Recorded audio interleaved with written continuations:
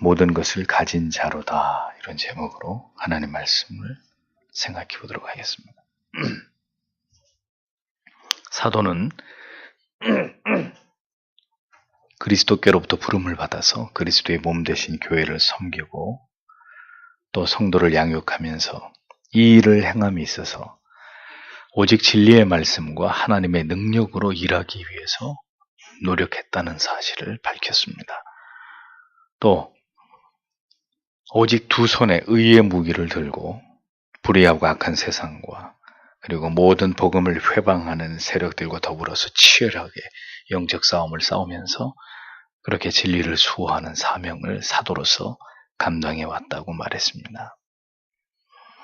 바울은 고린도 교회의 교인들에게 이같이 사도직의 정의와 또 그 사명에 숭고한 길을 자신이 걸어온 길을 바탕으로 설명해 나아가고 있었습니다.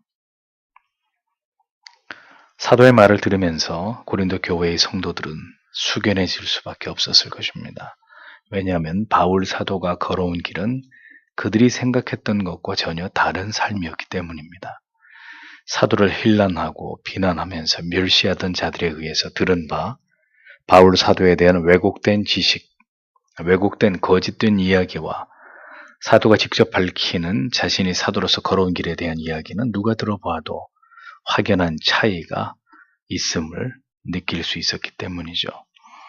사도는 그렇게 자신을 비난하는 자들 앞에서 그들과 같은 방법으로 맞서지 않고 진실된 자기 변론을 통해서 진정성 있는 호소를 성도들에게 하고 있었던 것입니다. 자, 이제 8절 말씀을 보겠습니다. 영광을 받거나 모욕을 당하거나 비난을 받거나 칭찬을 받거나 언제나 하나님의 일꾼임을 내세웠습니다. 우리는 속이는 사람으로 여겨지지만 진실하고 이렇게 기록되어 있습니다. 바울은 언제나 상반된 반응이 존재하는 가운데서 사도의 사명을 감당했습니다. 영광과 모욕 그리고 비난과 칭찬이 언제나 사도가 사역을 감당하는 가운데 따라다녔던 것을 알 수 있습니다. 그러나 사도는 어디에서도 이런 상반된 반응으로 인해서 교만해지지도 또 반대로 낙심에 빠지지도 않았던 것을 볼 수 있죠. 그 이유가 무엇 때문이겠습니까?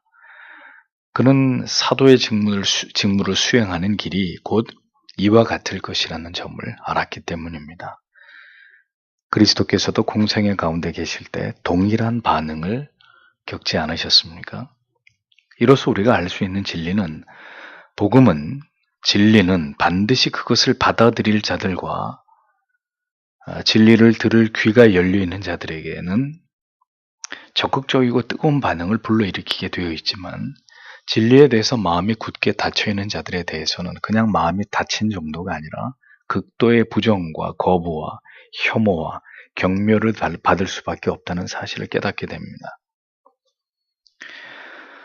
그러니까 사도는 그리고 예수를 믿으려고 하는 사람들은 내가 무엇 때문에 사도가 되고 예수를 믿는 것인가를 분명히 알아야 되는 것입니다. 이 시대로 말하면 무엇을 위해서 목사의 길을 가는 것이고 예수 그리스도를 구주로 믿어서 신앙의 삶을 신자의 길을 걸어가는 것인가 이것을 분명히 할 필요가 있다는 거죠. 이 길에는 분명히 영광도 있고 칭찬도 있습니다. 사도가 말하는 것처럼. 그러나 그 반대도 반드시 직면하게 되어 있습니다. 즉 모욕과 비난 역시 신앙의 길 가운데서 우리가 감수해야만 되는 일이라는 거죠. 그러니까 칭찬과 영광만을 기대했더라면 사도는 절대로 그 반대를 감당할 수 없었을 것입니다. 그러나 십자가의 길은 고난의 길이고 비난과 핍박의 길이라는 것을 사도가 알고 있었기 때문에 그는 이 사명의 길을 감에 있어서 그에게 닥치는 모든 모욕과 비난조차도 담담하게 감당할 수 있었던 것입니다. 오늘날 많은 그리스도인들이 예수를 따라가는 길은 고난도 없고 슬픔도 없고 그냥 기쁨과 행복과 축복이 있는 금가루가 뿌려지는 꽃길이라고 여기는 경향이 있습니다. 어리석게도. 그러나 성경은 분명히 말합니다. 복음의 도를 쫓아가는 길에는 항상 두 가지가 공존하는 길이다라는 거죠. 문제는 어느 한쪽만 나타나는 것입니다. 어느 한쪽만 추구하는 것입니다. 칭찬과 영광만 있다면, 만약에 사도가 걸어가는 길에 칭찬과 영광만 있다면, 그러면 그 사도가 지금 참된 복음을 전하고 있는지를 되돌아볼 필요가 있는 거죠. 참된 복음이 선포되는 곳에는 극렬한 반대와 박해와 멸시도 일어나야 되기 때문입니다. 사도의 말에 따르면. 또 만약에 칭찬과 영광만 있다면 사도든 성도이든 어떻게 되겠습니까? 필시 교만해지겠죠. 그럼 반대로 모욕과 비난만 있다면 이것 또한 자기를 돌아봐야 될 필요가 있습니다. 자신이 지금 참된 복음을 전하고 있고 복음에 정초한 올바른 삶을 살아가고 있는지를 면밀히 살펴볼 필요가 있는데, 자기가 바른 진리를 전하고 옳은 길을 가고 있는데도 불구하고 아무도, 단 한 사람도 자신을 인정해 주지 않고 내가 전하는 복음이 복음이 아니라고 말한다면 이건 역시 심각한 경우입니다. 모욕과 비난만 있고 칭찬과 영광이 없다.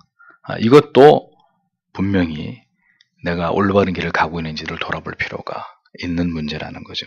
두 가지가 다 있어야 한다는 것입니다. 모욕과 비난만 계속된다면 누구도, 장담하건대 누구도 신앙의 길을 가기 어려울 것입니다. 왜냐하면 우리는 그렇게 대단히 강하고 의지가 굳은 사람들이 아니고 우리가 모두 연약한 인간이기 때문에 예수를 믿는 길이 끝없이 괴로움과 고통만 계속된다면 아무도 그 길을 끝까지 갈 수 없겠죠. 그러니 영광과 칭찬도 있고 때로는 비난과 모욕도 당해야 되는, 그러니까 형통한 날도 있고 곤고한 날도 있는, 이것이 병행되는 것이 우리의 신앙의 삶이라는 것입니다. 그러니까 이 두 가지를 다 당하는 것이 바로 복음 전파의 길, 사명의 길, 신자가 걸어가야 되는 길, 주의 종들이 각오해야 되는 길이라는 거죠. 복음의 참된 가치와 그 맛을 아는 자들에게 진실된 복음을 전하는 자들은 존경과 영광의 대상이 될 수밖에 없습니다. 로마서 2장 10절에도 선을 행하는 각 사람에게는 영광과 존귀와 평강이 있으리니 이렇게 분명히 말씀하고 있잖아요. 그러니까 복음은 언제나 그 복음을 듣는 자가 택자인가 불택자인가에 따라서 극명하게 다른 반응을 불러일으키게 되어 있습니다. 그러니까 설교자가 하나님의 진리의 말씀에 입각해서 명백한 복음을 전할 때 참된 성도는 그 말씀에 대해서 깊은 깨달음과 찔림과 그리고 세상이 줄 수 없는 위로를 얻으면서 감동의 눈물을 흘리게 되는 것이고, 성도가 아닌 사람은 마음을 더 굳게 닫아걸고 결국 어느 시점인가 그 말씀에 등을 돌린 채로 설교자와 복음의 내용을 비난하고 욕하면서 교회를 떠나게 되든지, 둘 중에 한 가지의 반응을 보이게 되어 있다는 거죠. 하나님의 말씀을 전했음에도 어떤 반응도 일어나지 않는다면, 그러니까 영광과 존귀도 없고 모욕과 거부도 나타나지 않는다면 그는 올바른 진리를 선포한 게 아니라는 이야기가 되는 것입니다. 성도로서 우리가 살아가는 삶의 현장에서 진리를 말할 때 한쪽의 사람들은 그렇게 계속 복음을, 올바른 진리를 말하는 그 사람의 이름을 아름다운 이름으로 기억할 것이고, 그 복음을 듣기 싫어하는 사람, 그 반대편에 있는 사람들은 그 신자의 이름을 악한 이름으로 기억하는 일들이 세상에서는 일어날 수밖에 없는 것입니다.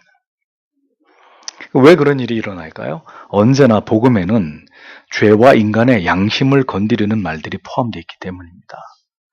그래서 그 죄를 모두 감당하신 그리스도 앞에 감격하고 감사하게 되든지, 내 모든 죄짐을 지신 그분 앞에 그렇게 무릎 꿇게 되든지, 아니면 그리스도를 믿지 않는 자들은 모두 씻을 수 없는 죄인들이고 지옥불을 향해서 가고 있다라는 이런 말을 들음으로써 마음을 몹시 상하게 되어가지고 그런 말들을 아주 딱 듣기 싫어하든지, 복음은 그렇게 영원히 상반되는 반응과 결과를 만들어낼 뿐이라는 것을 사도의 이 고백 속에서도 우리는 분명하게 그것을 알 수 있는 거죠. 자, 다음으로 복음을 전파하는 사도의 사명을 올바로 수행할 때 그것을 전하는 자로 하여금 유혹자로 오해하게 만들든지 아니면 참되고 신실한 자로 여기도록 만든다고 사도가 얘기합니다. 속이는 자 같으나 참되고, 사도가 이어서 말하고 있잖아요. 사도 바울은 거짓 교사들의 사주를 받은 교인들로부터 항상 저 사람은 가짜다, 거짓된, 우리를 유혹하는, 우리를 기만하는 그런 거짓된 사도다, 이런 오명을 들어야 했습니다. 그러니까 사도 바울은 유대주의적 관점에서 볼 때 뭐였겠어요? 이단아였어요. 이단아.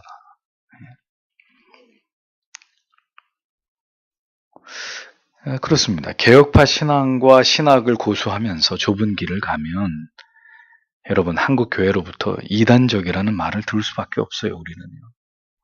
왜냐하면 한국의 보편적인 교회들이 법처럼 여기면서 지켜오던 것들을 우리는 어떻게 합니까?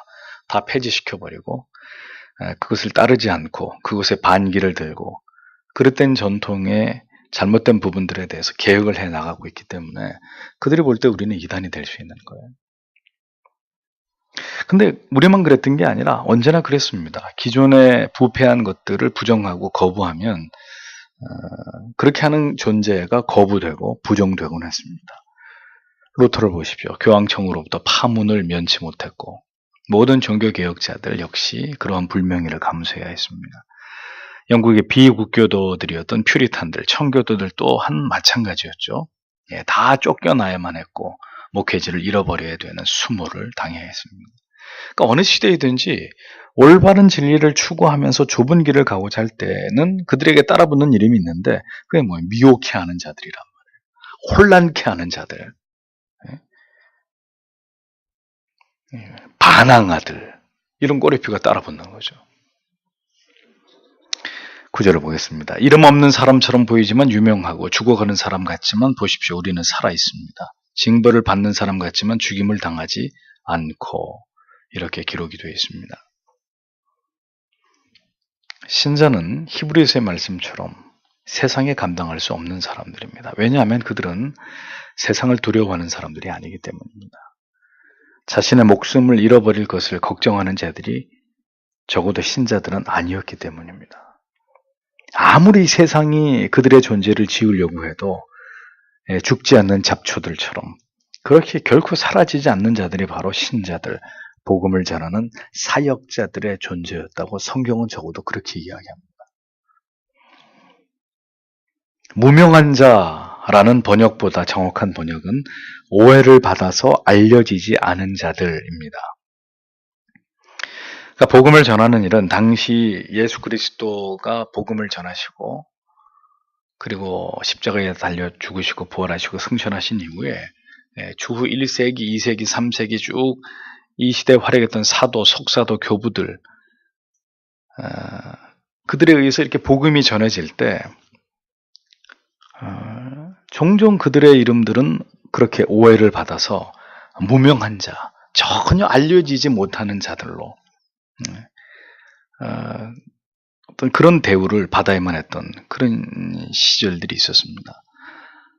반면 유명한 자라는 단어의 원래 의미처럼 인정을 받아가지고 잘 알려진 자들이 되기도 하는, 그러니까 어떤 시대는 굉장히 무명한 자, 오해를 받아가지고 저 사람들이 무시해야 되는 아주 존재감 없는 사람들로 그렇게 대우를 받기도 하고, 또 어떤 때에는 아주 유명한 자로 잘 알려진, 인정을 받은 사람들로 아주 잘 알려진 자들이 되기도 하는, 그러니까 이 양면성을 언제나 생각하면서 살아갈 수밖에 없는 사람들이 그리스도인이었다는 거죠.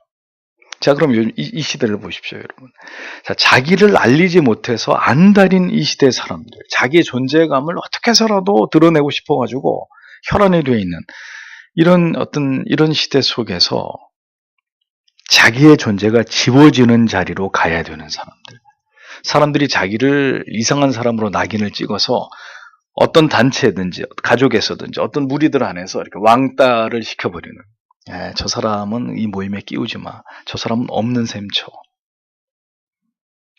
그런 역임을 받아야 되는 사람들이 누구라고요? 그리스도인들이란 말입니다. 여러분은 이것을 받아들일 준비가 돼 있으십니까? 그렇게 무명한 자들로, 오해를 받아가지고 지워져 버리는 자들로, 그런 자리까지 내려가야 되는 사람들이 그리스도인이라는 거죠. 근데 사실 사도에게는 이렇게 알려지고 알려지지 않고 그게 그렇게 중요한 문제가 아니었습니다. 그런데 중요한 것은 뭐냐? 이런 논리 속에서 우리가 생각해 봐야 될 것은 참된 복음을 전하는 일에 대해서 세상에서 일어나는 반응은 이토록 극명하다라는 데 그 초점을 맞춰야 된다는 거죠. 이렇게 완전히 상반된다는 겁니다. 호불호가 아주 뚜렷하게, 아주 분명하게 갈려진다는 거죠.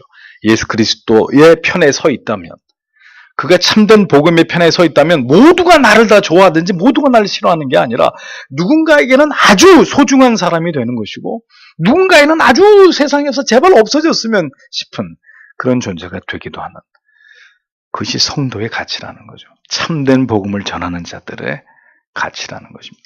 그들의 정체성이라는 거죠. 모든 시대 속에서 그랬다는 것입니다. 그러니까 이 복음 전파자에 대해서 호불호가 분명하게 갈려졌다는 건 뭘 뜻하겠습니까? 그만큼 진리를 받아들일 자들과 진리를 받아들이지 않을 자들이 선명하게 나뉘어진다는 의미가 되겠죠. 즉 택자와 불택자들이 복음에 대해서 보이는 반응이 이렇게 아주 정확하게 양갈래로 나뉘어져서 그렇게 뚜렷하게 드러나게 될 것이라는 걸 의미하는 거 아니겠습니까? 그러나 궁극적으로 우리의 존재는 어찌됐든 간에 이 세상에서 알려지는 자들은 아닙니다. 그럼 어디서 알려집니까? 하늘에서.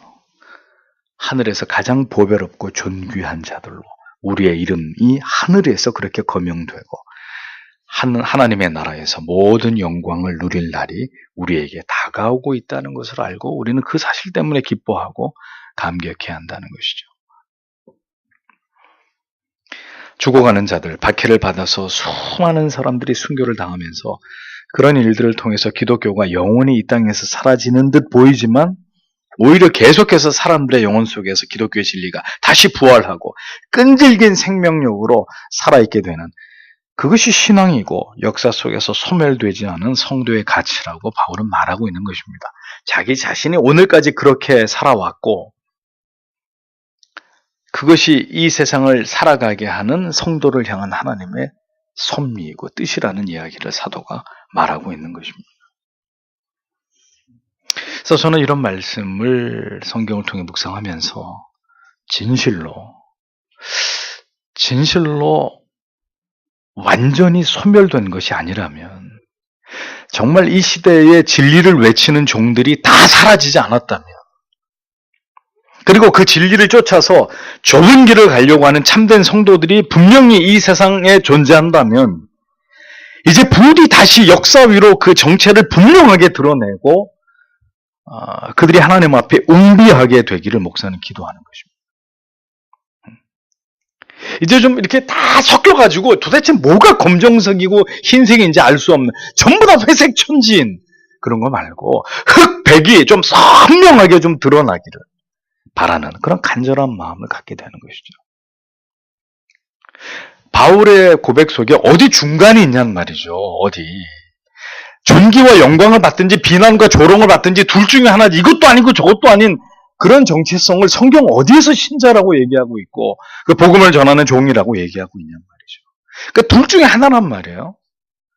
그러니까 지금도 예수 때문에 핍박을 받든지 핍박을 받는 길로 점점 가든지, 아니면 예수를 버리고 넓은 길로 예수를 부정하고 비난하고 조롱하면서 넓은 길로 가든지, 이제는 뭔가 좀 분명해졌으면 좋겠다라는 안타까운 마음을 갖습니다. 이도 아니고 저도 아닌.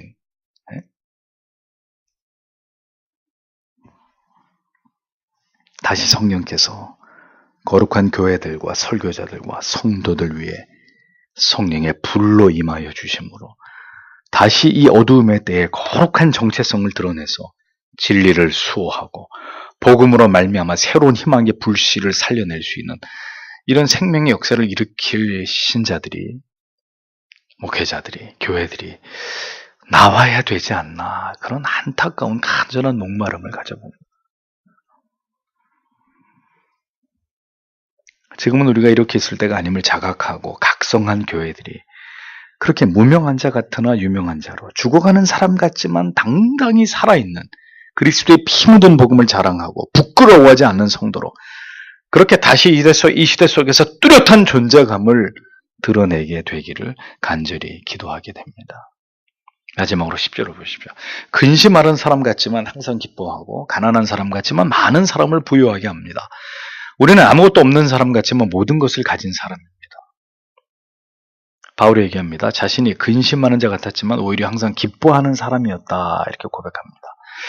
사실 사도는 근심과 괴로움과 고통이 많았던 사람입니다. 무엇 때문에요? 교회와 성도들 때문에. 항상 교회와 성도들로 인해서 근심하고 마음 아파하고 성도의 구원의 문제, 회심의 문제를 생각하면서 마음을 끓여야 했던 사람이었습니다. 그 증거가 뭔지 아십니까? 같은 책 11장 28절 29절에 이런 고백이 나오잖아요. 이 외에 이런 고사하고 오히려 날마다 내 속에 눌리는 일이 있으니 곧 모든 교회를 위하여 염려하는 것이라. 누가 약하면 내가 약하지 아니하며 누가 실족하게 되면 내가 애타하지 않더냐. 이렇게 사도가 이야기하고 있잖아요.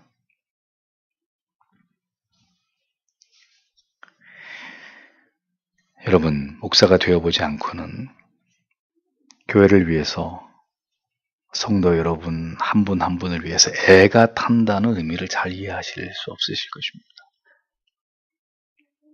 언제나 목사의 마음에는 교인들의 회심과 교회의 영적 성장에 대한 갈망과 그 모든 일에 대한 노심초사로 가득합니다. 그래서 목회자에게는 그 목회 현장에서 은퇴하고 물러서는 날 이전까지는 진정한 의미에서 목사에게는 쉼이라고 하는 건 존재하지 않아요. 잠시 휴가를 얻어서 목회 현장에서 벗어나 있을 수는 있지만 그 벗어나 있으면 모든 기억이 딱 이렇게 잠깐 이렇게 딱 멈춰져 있고 그 상태로 그냥 막 쉬고 먹고 마시고 할 수 있나요? 불가능해요. 쉬고 있을 때 더 생각나고 더 마음이 쓰이기 때문에 쉬는 게 아니에요. 그러니까 언제 결국 쉬느냐? 주님 앞에 갈 때 쉬는 거죠. 무엇을 하든 언제나 목회자의 마음과 머릿속은 믿음이 연약한 성도들, 하나님 말씀대로 가지 않고 있는 신자들, 회심하지 않은 성도들, 그리고 영적으로 성장이 더딘 그런 교회에 대한 걱정과 염려로 가득한 것입니다. 그래서 깊은 잠을 못 이루는지도 모르겠어요. 언제나 긴장하고 있고 언제나 애타고 언제나 걱정하고 언제나 근심하는 일에서 단 하루도 벗어나지 못하는 거죠. 그런데 그런 걱정과 염려만 이어진다면 누구도 목회를 못할 거예요. 중간에서 병이 나서 그냥 목회를 그만두든지 너무너무 힘든 정신적인 스트레스 때문에 목회를 그만두든지 할 것입니다. 때로 하나님의 은혜와 놀라운 하나님의 도우심을 통해서 영혼들이 회복되기도 하고 다시 은혜가 충만해지기도 하고 또 성도와 성도님들의 가정이 변화되어 가는 것을 볼 때 뜨거운 감사의 눈물을 흘리면서 기뻐하고 감사하게 되면서 또 감격해 하면서 하나님이 도우시는군요. 하나님이 이렇게 역사하시는군요. 하나님이 함께 하시는군요. 그러면서 또 목회 현장을 감당하게 되는 것이 그 목회자의 사명의 삶입니다. 사도가 그와 같은 체험을 말하고 있는 거죠.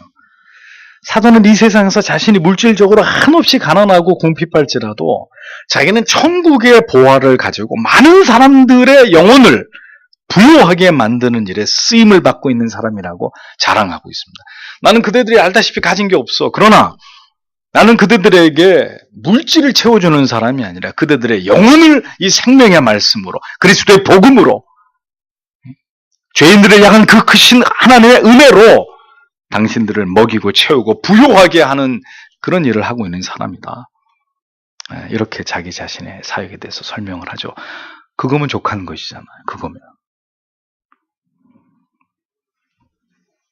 세상에서는 아무것도 없는 것 같지만 또 아무것도 없어야 되지만 지금은 목사들이 가진 게 너무 많아서 문제이기도 하지만 아무것도 없는 것 같지만 예수 그리스도 안에서 모든 것을 얻었다고 자부할 수 있는 세상에서 내가 갖지 못하는 것을 이 안에서 모두 얻었소라고 자부할 수 있는 그 사람들이 복음 전도자가 돼야 되는 거 아닙니까? 내가 예수 때문에 목사가 돼서 내가 이런 차를 타고 다니고 이런 집에서 삽니다. 여러분. 내가 복 받았죠? 그래, 여러분도 복을 받으셔야지. 이런 말을 하는 사람이 아니라 세상에서는 초라하고 남보다 더 가진 것이 없고 더 많은 것을 누리고 있지 못하더라도 내가 믿는 예수 그리스도의 복음 안에서 나는 모든 것을 누리고 있으니 그들도 이 진리 안에서, 말씀 안에서, 하나님의 은혜 안에서 모든 것을 누린 자들이 되라고 소망을 주고 희망을 이야기할 수 있는 그 사람이 사도 아니겠습니까? 목회자 아니겠습니까? 다 가짜란 말이에요. 그러니까 나처럼 복 받으라고 얘기하는 목회자들은 다 가짜라고.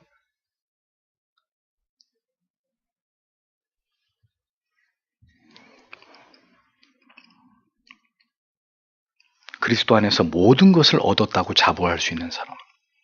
그렇게 우리에게 그 영적인 풍요로움을 주시는 이가 누구입니까? 성령이시잖아요.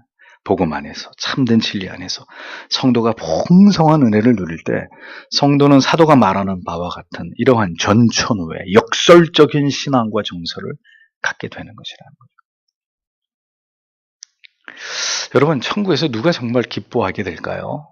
저는 이 땅에서 많은 것들을 누리지 못하고 맛보지 못하고 제약당하고 고통과 괴로움과 서름을 당했던 사람들일 거라고 생각해요. 이 땅에서 많은 것들을 차고 넘치게 누리고 뭐 어려움 없고 아쉬운 거 없고 기죽을 이유 없고 핍박당할 이유 없고 무시당할 이유 없는 그런 삶을 살았던 사람들이 천국에 갈 때의 감격보다는 그 반대에 있는 사람들이 영원한 도성에 첫발을 디딜 때 감격이 그 영광이 더 크지 않을까 그런 생각을 해봅니다.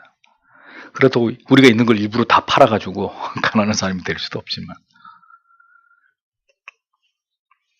없어도 부유하고 근심을 하다가도 기뻐하고 가난한 듯해도 모든 것을 가진 사람의 아우라를 가진 무명해도 유명해도 죽은 것 같다가도 다시 살아나고 영광이든 욕됨이든 악한 이름이든 선한 이름이든 뭐 전혀 이러한 외부의 반응에 또 내게 주어진 삶과 환경에 동요되지 않는 절대적 평강과 기쁨과 희락을 누리는 그것이 여러분 하나님의 사람들의 삶이라고 바울은 이야기해주고 있습니다. 복음을 붙드는 자에게 바로 이와 같은 은총이 있음을 우리는 사도의 고백 속에서 깨닫게 되는 거죠. 그러니까 진정한 십자가의 은혜의 지배를 받는 자들의 삶에는 매일매일 이 하나님의 말씀을 통해서 경건의 끈을 놓지 않는 자들에게는 이와 같은 모든 것을 초월한 신앙과 마음의 절대적 평안이 우리의 영혼을 지배하게 된다는 사실을 우리는 이 진리의 말씀을 통해 발견하게 되는 것입니다. 여러분들 뭔가가 없고 부족하고 궁핍하고 열악하고 힘들수록에 여러분 불평을 하지 마시고 하나님 앞에서 우리가 받을 영광을 묵상하세요. 우리는 이것도 없어. 우리 집에는 이것도 불편하고 우리는 왜 이렇게 살아야 이런 것에 신자가 일희일비하는 것은 참 어리석은 것이죠. 그런다 믿음이 없으면 할 수 없어요. 또 그럴 수밖에 없죠.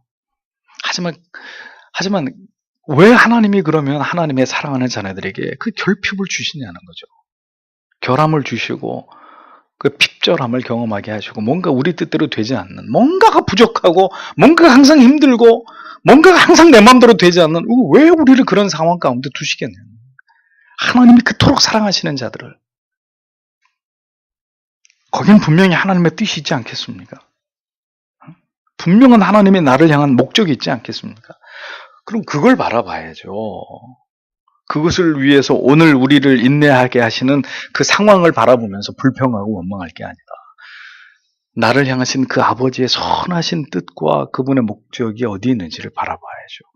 그리고 그것을 향해 나아가려고 하나님의 은혜를 구하고 노력해야 되지 않겠습니까? 이 극단의 반응 속에서도 이 감당기 힘든 양극의 상황에 우리가 놓이게 되더라도 사도가 고백하고 말하는 그 절대적 평강이 그 궁극의 소망과 기쁨이 언제나 우리 안에 머물러 있기를 하나님께서 우리 모두에게 은혜를 부어주시기를 우리는 그렇게 오늘도 간절히 기도해야 될 것입니다. 이 사도의 이런 고백이 때때로 우리를 서럽게 할 때가 있습니다. 하나님이 그토록 사랑했던 사도 바울의 삶이 이 땅에서는 저리도 힘들었단 말인가?